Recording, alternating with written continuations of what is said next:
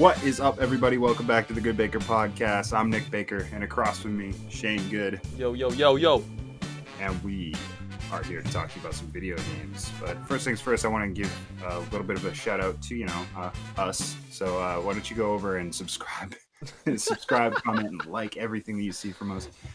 Support us on all our social media platforms. You know where those are: Instagram, Facebook. Mm-hmm. Just search GoodeBaker in the search tab and you'll find us. We're the only good baker on Google. Literally the only good baker. Yeah, I mean, it's also a good thing to remind people of. Good with an E, by the way. Yeah, touche. If you're searching good without the E, then you're doing it wrong. Also, though, if you're looking at this video, that means that our name is in the video, and just look at the title, and you'll also be able to figure out, Unless I misspelled it like an idiot, and now our credibility is ruined. So pretty much. Here we are. But back to video games. What have you been playing, man? I'm playing a little bit of League, and then a lot of bit of PoE for what I have been doing. All right. How's that going? The PoE is good. I'm at the point in the season where I do a lot of flipping, a lot of just small currency flipping, and a lot of just maps. So it's a lot of fun. I'm gonna actually start a new build once I'm done this podcast. So I'm gonna start a Spellslinger build because that's what everybody's been playing and it's super fun.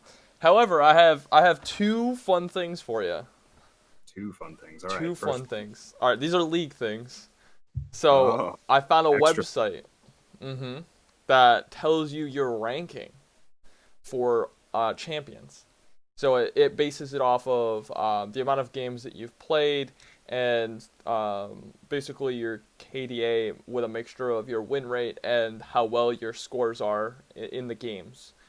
So how do they allocate that data? Is it in partnership with the League of Legends guys, or is it something else?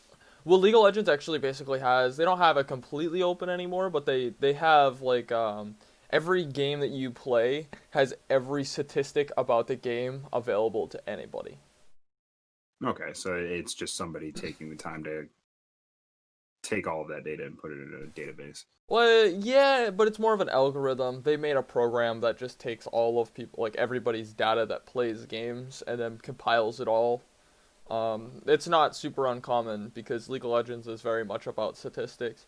If a champion in League of Legends goes up by like 0.1% on a win rate, like 50,000 more people are trying to play that champion to see if there's a reason why it's 0.1% up, or if it's just such a small play pool that 50 people win a game and that's what creates a 0.1%. So like there's a lot of statistics in League of Legends because for whatever fucking reason I have an addiction to statistical games. But anyways. Well, I mean, it's not a bad thing, man. It keeps that number crunching part of your brain fresh. It does. So I found out there's a champion called Vi. And I found out that I am top 5,000 in the world of Vi players. And I am ranked number 392 for NA for Vi players. So, wow. Yeah, interesting statistic. And then also I play Dr. Mundo as a side, and I'm top 1,500 NA, top 10,000 in the world, which isn't very great. I guess it's kind of like, considering there's like 10 million players of League of Legends, that's decent, but, Yeah, hey. You gotta do what you gotta do, man. Fun statistics, dude. Fun statistics. Yeah. But, anyways, I just thought that I'd throw those statistics in there, because, statistical statistics. What have you been playing, dude? Statistics, not statistics. God, is that a hard word to say time after time, man? Oh. Dude, I have fucked your words up all sorts. Yeah, I know. I've been mush mouth all morning anyway, though. So, dude, I finished The Last of Us, and yeah, what'd you think? How was it? It left me in in a puddle of my own self, in a corner, just with my own thoughts, because nobody else played this game that I knew around. So I was just manic episodes pacing my room, like waiting for people to finish this game so that I could finally talk about it. And yeah, it's such a satisfying ending for a story that is, like I said last time, probably the pinnacle of gameplay stories I video game stories at this Mhm. point. Um, I can't say enough about how deep they get with the characters, how they really like shift how you think of a main character. You know, in a game where initially you're set out on an adventure with this character that you come to love, Mhm. and they kind of shift that in a lot of really cool ways in this game. I don't want to give anything away in case obviously there are tons of people that haven't played it yet, but Right. if you're looking for like an experience that you really have never gotten in a video game before, something that'll tear your heartstrings, but also uplift them in certain ways that you just would never have expected a game to do, then I just can't recommend this game enough. And I'm so looking forward to a palate cleanser after it, though. It's such a wild ride of emotions that it, yeah, it just leaves you drained afterwards. In the best way, I think, because there's really no medium that does that for me. You know, it's Mhm. movies can make you feel, but you're not in it, and once you get into a video game and it makes you feel that way, it's like, wow, the rest of the day you're like, oh, damn, like I did all that. It's like, Yup. wow. Oh, I But feel yeah, that. that's pretty much all I've been playing. I jumped back in after that. Now, like I said, the palate cleanser. I played a little bit of Ratchet and Clank, which is a really good What a shift difference. from that. Yeah, it's the humor of that's actually really got me through this week. But yeah, on to bigger and better things. There's all kinds of crazy news coming out about two of the top titles coming out this fall. First of which is Cyberpunk 2077. They had a big Night City Wire thing that I'll read off here. What I wrote. Night City Wire announced some new gameplay elements and showed off a bit more of what to expect when getting started in the world of Cyberpunk 2077. A short trailer shows off some early bits in the game. What some people around the industry have said is just the uh, first few hours, and nothing more has been shown. Mhm. So they've only played to a certain point, but everything that they had played, they said that they had seen bits and pieces of in these trailers. So it's kind of interesting that they're only showing that first bit. I like when games do that. They like bait and switch you. It's like, oh well, this actually only happens like 5 minutes into the game. But Fucking get wrecked with the plot twist immediately. exactly, a bit of gameplay walkthrough is shown after that, highlighting the game's brain dance mechanic, which is it's sort of like a video editor for your brain. It's weird. They hack into an enemy's or an NPC's brain to live through their life and their perspective. So you feel everything. You it's as if you were there. Like when Mhm. they make it. I mean, you just watch the trailer. Yes. Your character V is like, holy crap! I just felt that gunshot or whatever.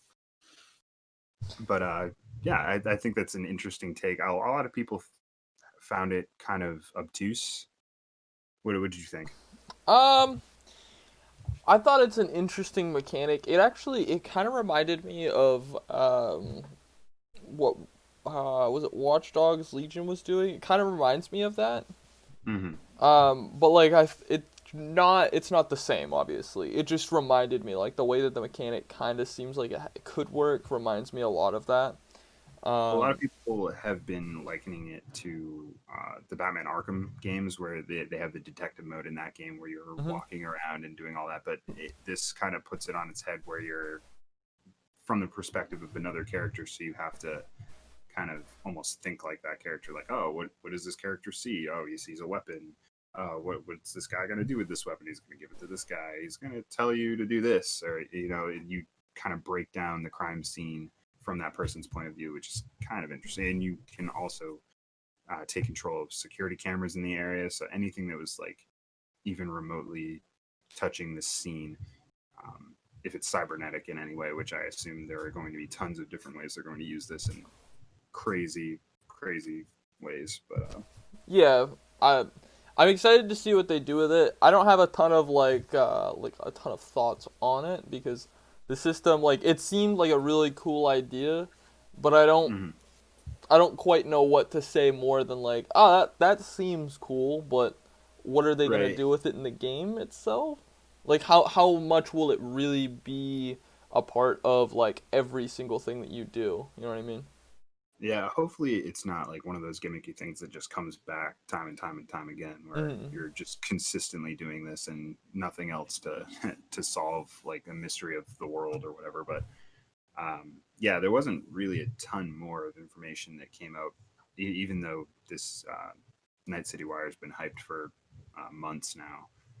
Uh, they're going to be more episodes, obviously, but this one didn't really drop a ton of information. It just kind of gave you an idea, and it also lifted the embargo for people that have actually played the game to talk about it. So that's more of what interests me is seeing people's perspectives on the actual opening of the game and seeing how excited everybody is about it. So that's kind of cool. Yeah, for sure. I mean, the embargo lift is definitely pretty tit. So we'll Yeah, actually be able to start seeing a little bit of like what people think and stuff like that. yeah, yeah. Listening to other podcasts around it, it excites me. I'm like, oh man, this game, it's gonna kill me. I swear.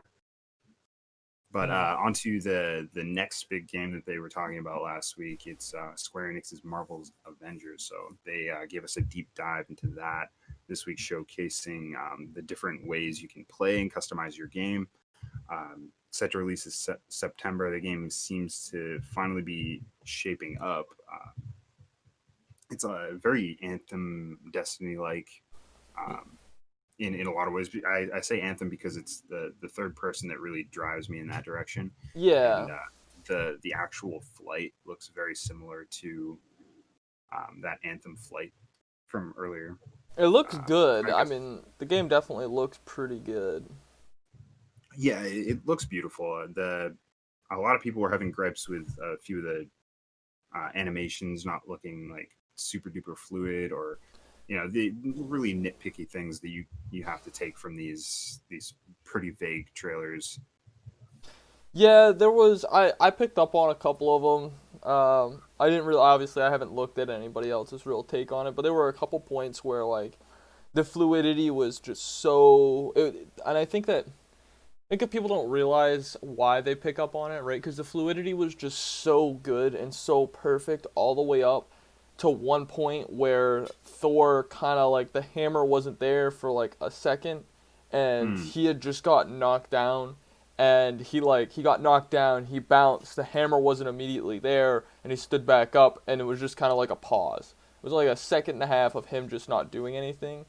But I think that like we wouldn't really notice that if the fluidity wasn't so perfect all the way up to that point. right. And the big budget nature of this game for sure is gonna put all kinds of eyes on it, like, oh well, this Mm. isn't right, or this doesn't look great, or why couldn't you have done this? Isn't Marvel giving you all kinds of money, Square Enix? It's like, oh well, these development things, and um, I think that they're having such a hard time getting this game out, just simply because games as a service games are really hard to make and Yeah. make right, and that's obviously shown from Anthem's failure. It's all of that was coming together so perfectly, and it looked so great in pre-release gameplay and all this. It got you so excited for the game, and then once you actually got your hands on it, it was like ankle shallow. It was duty, bro. Yeah. So along with showing off some gameplay, they showed off your customization. So the gear you'll collect will not only affect your stats, but it'll also dramatically change your character's appearance. It'll draw inspiration. The gear itself will actually draw inspiration from comics and movies. There was, I think, one of the Hulk costumes he was wearing was actually from Ragnarok. So that's kind of cool that they're introducing those types of skins, even from the movie franchises and stuff like that. It's cool to have that connection, even though these worlds are completely separate. They're going to be entirely different stories. Hmm.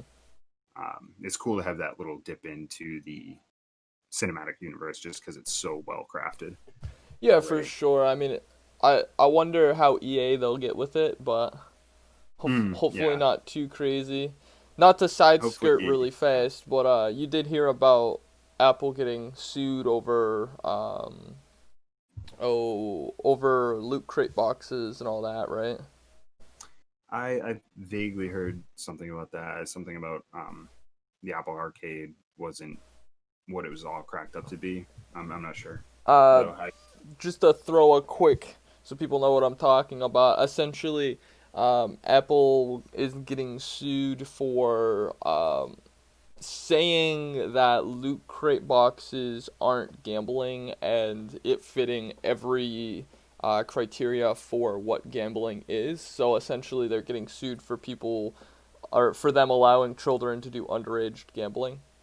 Hmm. And the lawsuit isn't like early in its stages. It's just coming out and it's like really far along, and they're like past the point of settlements. They're like at like it's definitely going to like a Supreme Court type of thing.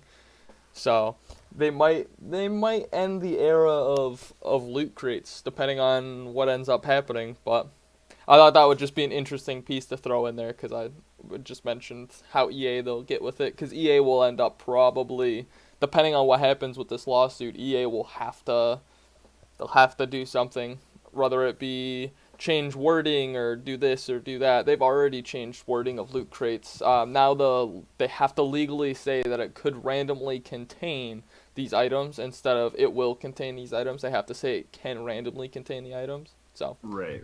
Yeah, I do remember the ESRB actually reaching out to game developers and stuff like that, saying mm-hmm. you need to start putting the loot box stuff on the ESRB label, like this will contain, or like gambling or Yo, stuff like that in on the front or back of the package, so that it's informed to the people that hey, this stuff is um, it's going to cause a problem for your kid if he gets your credit card and gets all that money on there and starts gambling it away. That's going to be a big problem.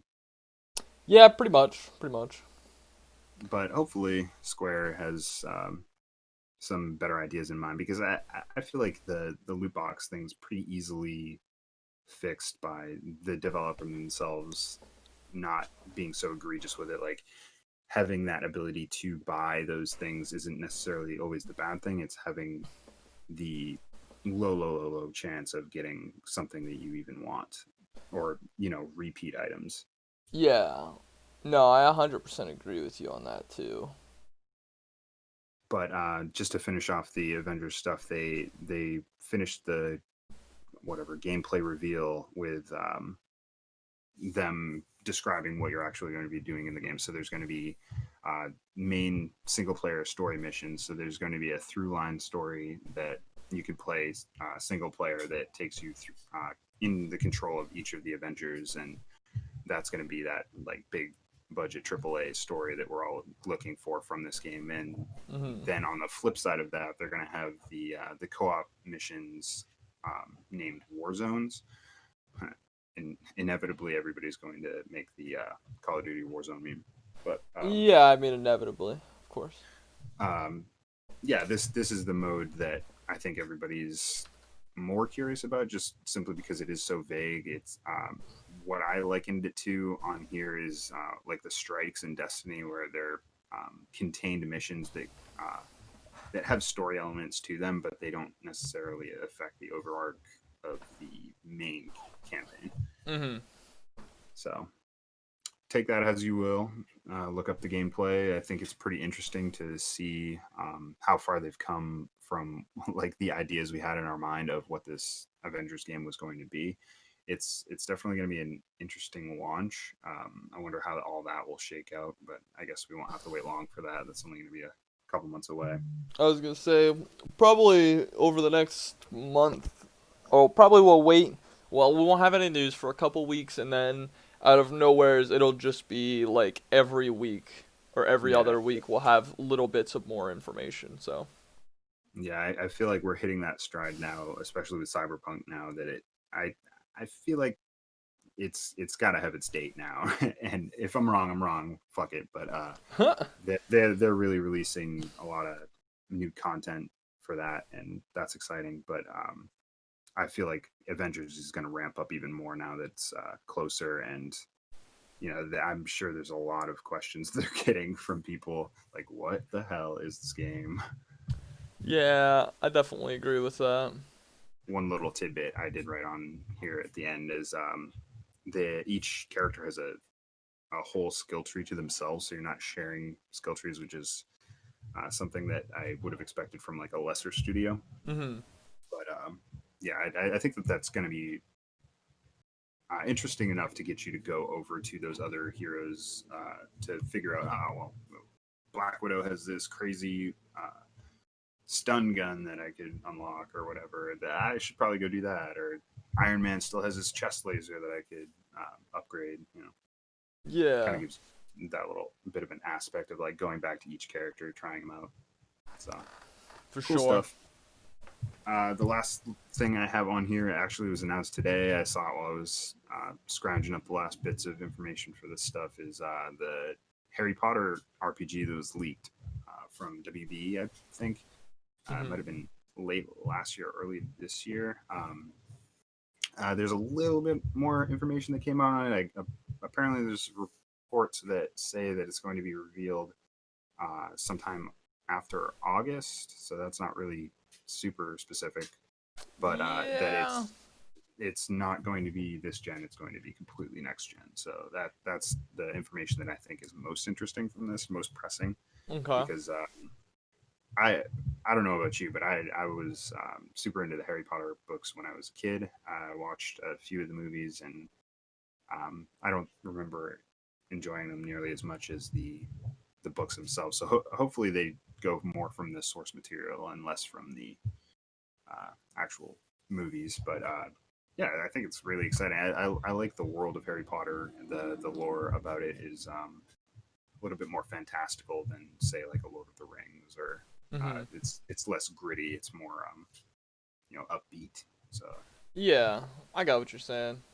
you know, I what's personally, your feeling? Yeah. I personally am like not too. I haven't seen any of the Harry Potter movies. I haven't played any of the games that they've produced. If they have produced games, right? Yeah, I'm pretty they're sure. always Like PS. just really crappy like licensed games and stuff like that. This is Mhm. actually supposed to be like a full fledged RPG. So hopefully that's true, because if it comes out and it's a stinker, that's really gonna suck True. Very true. for a lot of Harry Potter fans too. Because I know that even more so than me, there are a lot of people out there that are just diehards that can't wait for an experience like this. So hopefully Mhm. it comes together for those people. I got you. But yeah, that is pretty much everything we had for this week. It was not necessarily a slow week, but yeah, we had two big topics to throw in there and not much else. Well, I Uh, mean, there's one we other can we thing. can. Oh, what's that last thing? Well, you gotta subscribe to our YouTube channel and like us on YouTube, and then like our Facebook page, and also follow our Instagram accounts with oh yeah, Spotify, Google Play, and Apple Music if you want to find us more convenient on your phone. Mm, yeah. Keep listening to us because we are constantly coming out with new content and dropping it on whatever fucking day of the week we decide to do it. Because consistency, right? We love Exactly. it. We're consistent once a week, That's right. Sometimes twice. sometimes less. All All right, right. guys. Well, we will talk to you next week, and yeah, peace. Peace.